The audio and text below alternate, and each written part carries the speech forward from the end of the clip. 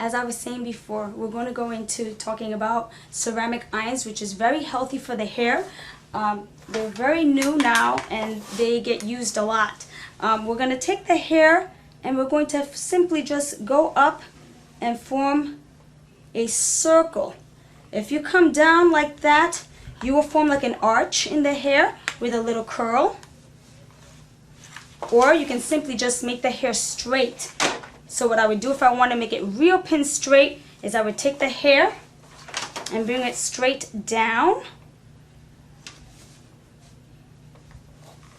And it creates a straight piece of hair. Or maybe I want to get a curl in that hair. Just a little small curl. I could just take the hair by twisting it and I can create a small curl, see? And that could be done for just a little styling, or maybe if you want to updo that or do something with that to form some kind of design in the hair, you can use that. Okay, that is with the medium size flat iron. Okay, and we're going to go into our next segment into a smaller flat iron.